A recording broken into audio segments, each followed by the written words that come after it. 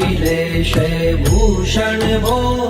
साम्ब सदाशिव शम्भो शङ्कर शरणं मे तव चरणयुगम् उमया दिव्य सुमङ्गल विग्रहया लिङ्गित वामाङ्ग विभो साम्ब सदाशिव शम्भो शङ्कर शरणं मे तव चरणयुगम् दूरी मामद्यमनाथं दूरीकुरु मे दुरितं भो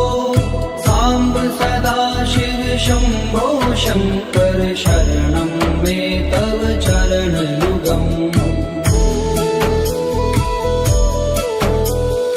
ऋषिवर मानस हंस चराचर जनन स्थिति लय कारण भो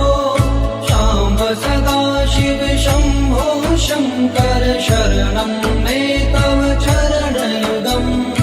अन्तःकरण विशुद्धिं भक्तिं चैत्वयि सतिं प्रदेहि विभो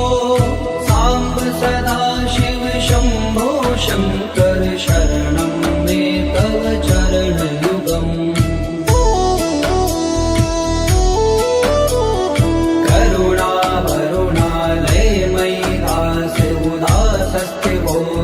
नहि भो साम्ब सदाशिव शम्भो शङ्कर शरणं मे तव चरणयुगम् जय कैलास निवास प्रमाथ गणाधीश भूसुरार्चित भो साम्ब सदाशिव शम्भो शङ्कर शरणं मे तव चरणयुगम्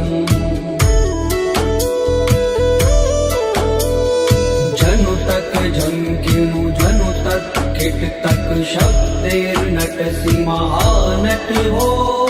साम्ब सदाशिव शम्भो शङ्कर शरणं मे तव चरणयुगम्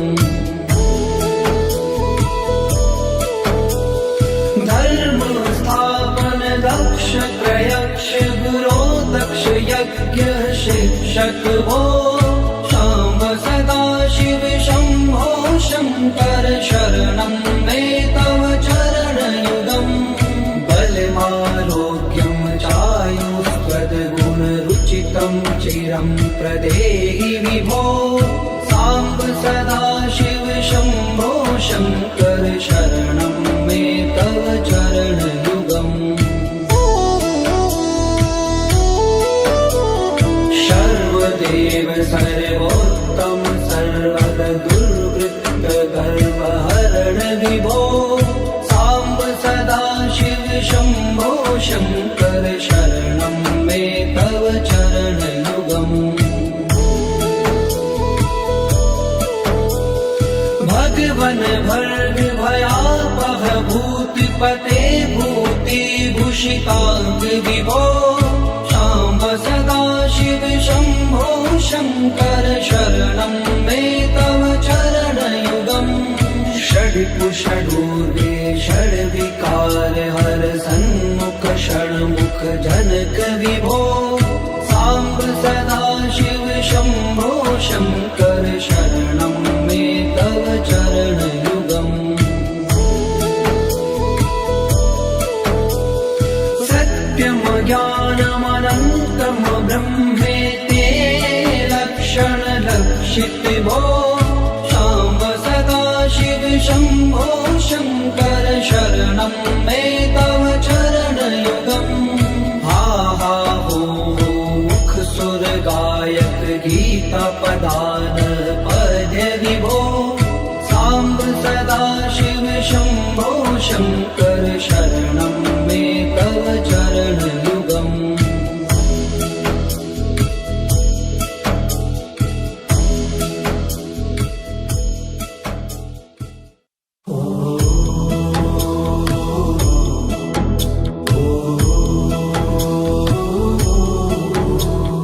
ईश गिरीश नरेश परेश महेश विलेशय भूषण भो सदा शिव शंभो शंकर शरणं मे तव चरणयुगम् उमया दिव्य सुमंगल विग्रहया लिंगित वामांग विभो सांब सदा शिव शंभो शंकर शरणं मे तव चरणयुगम्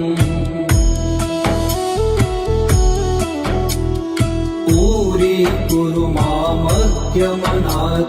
दूरीकुरु मे दुरितं भो सांब सदा शिव शंभो शंकर शरणं मे तव चरणयुगम् ऋषिवर मानस हंस चराचर जनन स्थिति लय कारण भो सांब सदा शिव शंभो शंकर शरणं मे तव चरणयुगम् अन्तःकरण विशुद्धिं भक्तिं च त्वयि सतिं प्रदेहि विभो सांब सदा शिव शंभो शंकर शरणं मे तव चरणयुगम्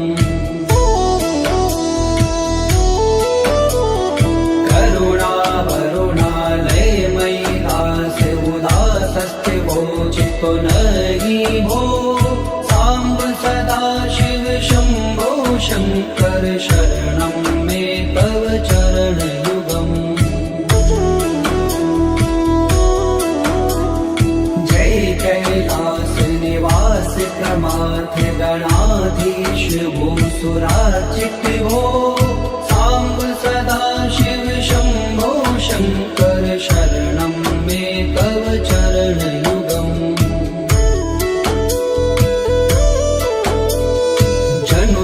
झंकिनु जनु तक किट तक शब्देर्नटसि महानट भो सांब सदा शिव शंभो शंकर शरणं मे तव चरणयुगम् धर्म स्थापन दक्ष प्रयक्ष गुरो दक्ष यज्ञ शिक्षक भो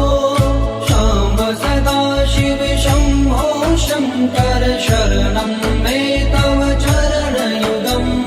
बलमारोग्यं चायुष्पदगुणरुचितं चिरं प्रदेहि विभो सांब सदा शिव शंभो शंकर शरणं मे तव चरणयुगम् सर्वदेव सर्वोत्तम सर्वद दुर्वृत्त गर्वहरण विभो सांब सदा शिव शंभो शंकर शरणं मे तव चरणयुगम् भगवन भर्ग भयापह भूतिपते भूतिभूषितांग विभो सांब सदा शिव शंभो शंकर शरणं मे तव चरणयुगम् षड्कुषडूर्गे षड्विकार हर सन्मुख षण्मुख जनक विभो सांब सदा शिव शंभो शंकर शरणं मे तव चरणयुगम् सत्यं ज्ञानमनन्तं ब्रह्मेते लक्षणलक्षित भो सांब सदा शिव शंभो शंकर शरणं मे तव चरणयुगम् हा हा हो मुख सुर गायक गीता पदान पद विभो सांब सदा शिव शंभो शंकर शरणं मे तव चरणयुगम्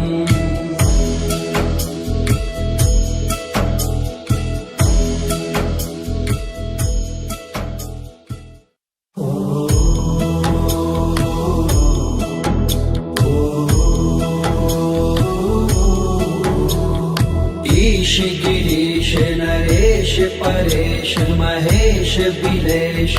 भूषण भो साम्ब सदाशिव शम्भो शङ्कर शरणं मे तव चरणयुगम् उमया दिव्य सुमङ्गल विग्रहया लिङ्गित वामाङ्ग विभो साम्ब सदाशिव शम्भो शङ्कर शरणं मे तव चरणयुगम्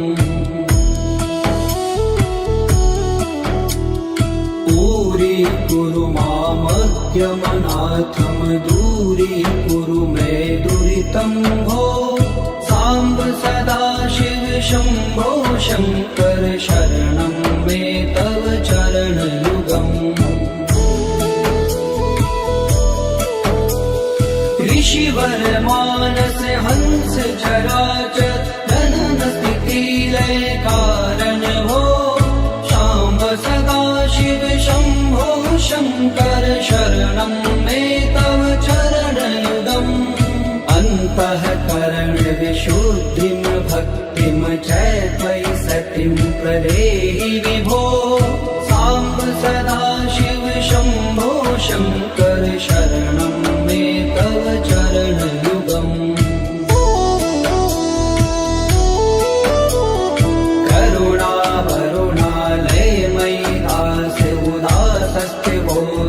नहि भो साम्ब सदाशिव शम्भो शङ्कर शरणं मे तव चरणयुगम् जय कैलास निवास प्रमाथ गणाधीश भूसुरार्चित भो साम्ब सदाशिव शम्भो शङ्कर शरणं मे तव चरणयुगम्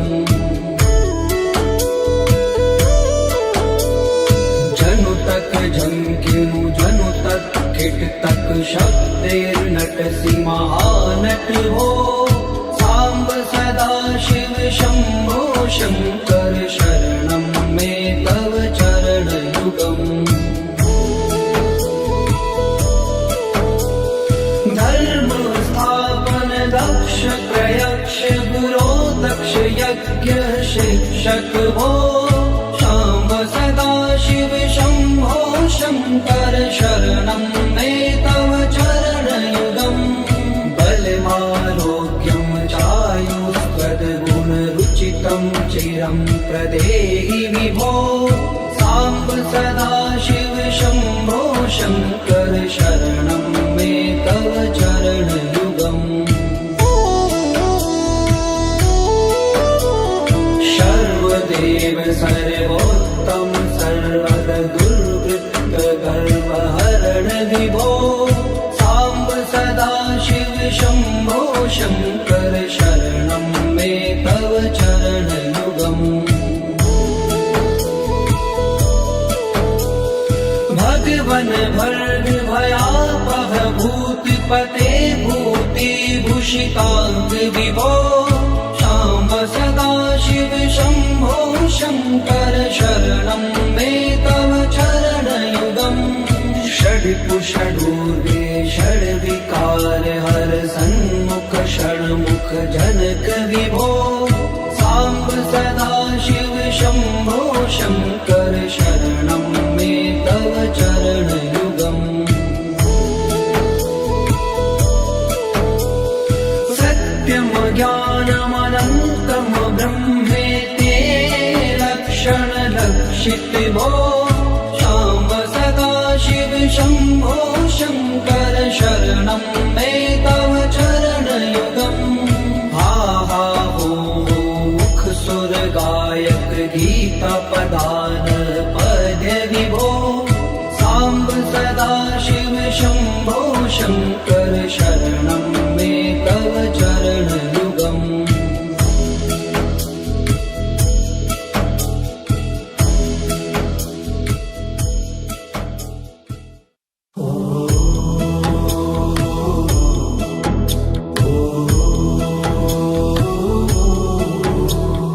ईश गिरीश नरेश परेश महेश बिलेश भूषण भो साम्ब सदाशिव शम्भो शङ्कर शरणं मे तव चरणयुगम् उमया दिव्य सुमङ्गल विग्रहया लिङ्गित वामाङ्ग विभो साम्ब सदाशिव शम्भो शङ्कर शरणं मे तव चरणयुगम्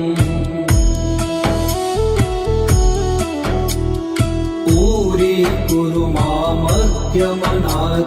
दूरीकुरु मे दुरितं भो साम्ब सदाशिव शम्भो शङ्कर शरणं मे तव चरणयुगम् ऋषिवर मानस हंस चराचर जनन स्थिति लय कारण हो शाम्ब सदाशिव शम्भो शङ्कर शरणं मे तव चरणयुगम् अन्तःकरण विशुद्धिं भक्तिं च त्वयि सतिं प्रदेहि विभो साम्ब सदाशिव शम्भो शङ्कर शरणं मे तव चरणयुगम्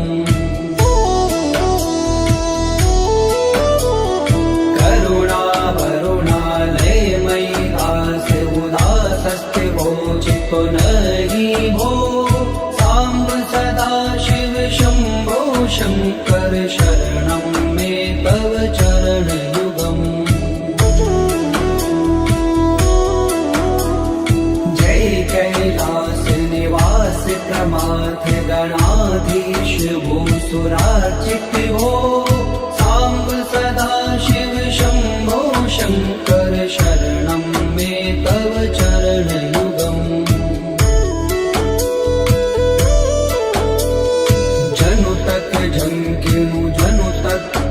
तक शब्दैर्नटसि महानट हो साम्ब सदाशिव शम्भो शङ्कर शरणं मे तव चरणयुगम् धर्म स्थापन दक्ष प्रयक्ष गुरो दक्ष यज्ञ शिक्षक हो साम्ब सदाशिव शम्भो शङ्कर शरणं मे तव चरणयुगम् बलमारोग्यं चायुस्त्वद्गुणरुचितं चिरं प्रदेहि विभो साम्ब सदाशिव शम्भो शङ्कर शरणं मे तव चरणयुगम् सर्वदेव सर्वोत्तम सर्वद दुर्वृत्त गर्वहरण विभो साम्ब सदाशिव शम्भो शङ्कर शरणं मे तव चरणयुगम् भगवन् भर्ग भयापह भूतिपते भूतिभूषिताङ्ग विभो साम्ब सदाशिव शम्भो शङ्कर शरणं मे तव चरणयुगम् षड्कुषडूर्गे षड्विकार हर सन्मुख षण्मुख जनक विभो साम्ब सदाशिव शम्भो शङ्कर शरणं मे तव चरणयुगम् सत्यं ज्ञानमनन्तं ब्रह्मेते लक्षणलक्षित भो साम्ब सदाशिव शम्भो शङ्कर शरणं मे तव चरणयुगम् हा हा हो मुख सुर गायक गीता पदान पद्य विभो साम्ब सदाशिव शम्भो शङ्कर शरणं मे तव चरणयुगम्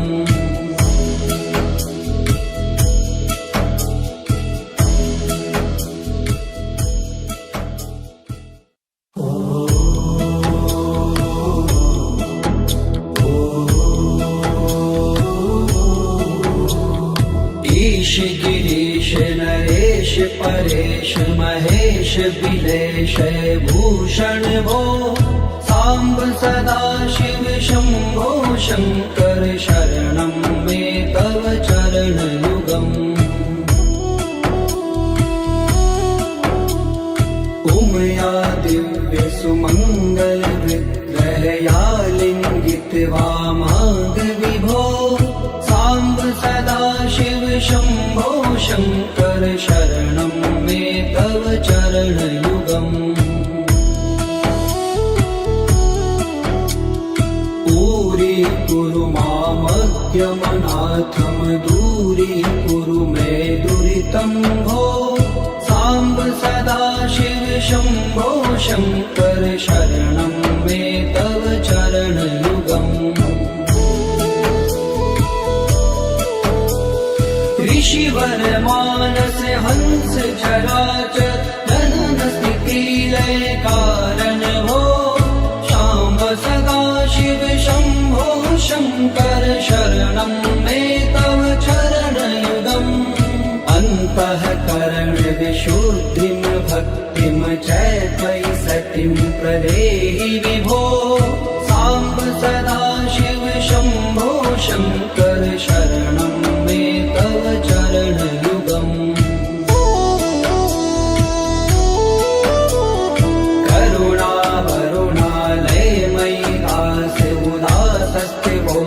पुनरि भो साम्ब सदा शिव शम्भो शङ्कर शरणं मे तव चरणयुगम् जय कैलास निवास प्रमाथ गणाधीश भूसुरार्चित भो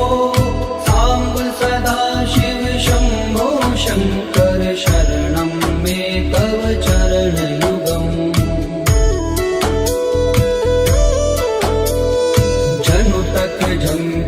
जनु तक किट तक शब्दैर्नटसि महानट भो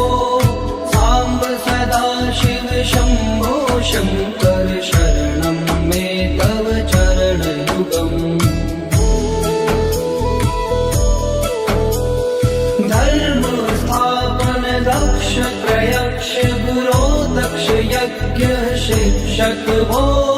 शाम्ब सदा शिव शम्भो शङ्कर शरणं मे तव चरणयुगम् बलमारोग्यं चायुस्तद्गुणरुचितं चिरं प्रदेहि विभो साम्ब सदा शिव शम्भो शङ्कर शरणं मे तव चरणयुगम् सर्वदेव सर्वोत्तम सर्वद दुर्वृत्त गर्वहरण विभो साम्ब सदा शिव शम्भो शङ्कर शरणं मे तव चरणयुगम् भगवन् भर्ग भयापह भूतिपते भूतिभूषिताङ्ग विभो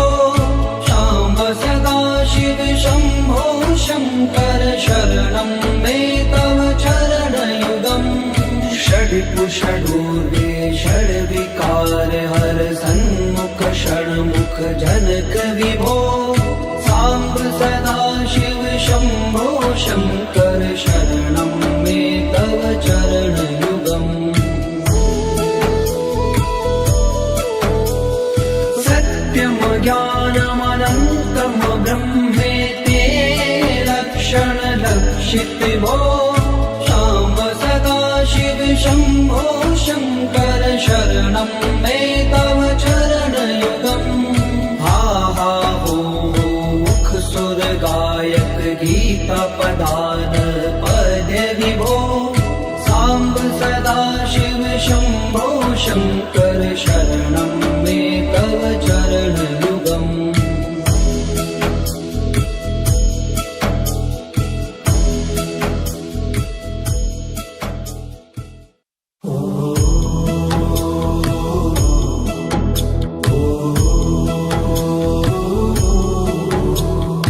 ईश गिरीश नरेश परेश महेश बिलेश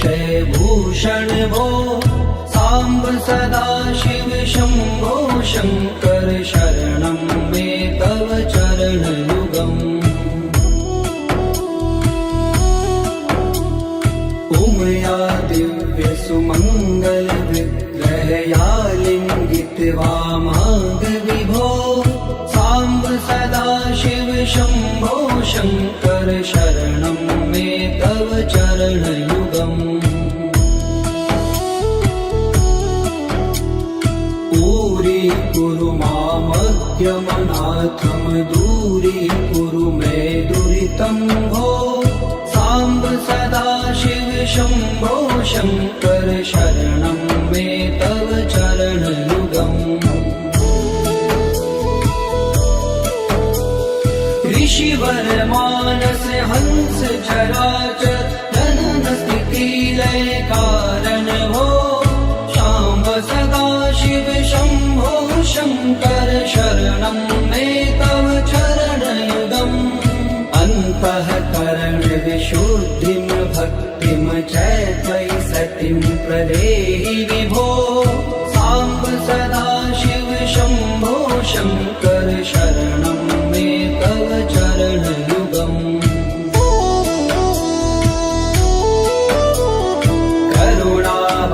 करुणावरुणालयमयि दास उदासस्थिवो चित्तो नहि भो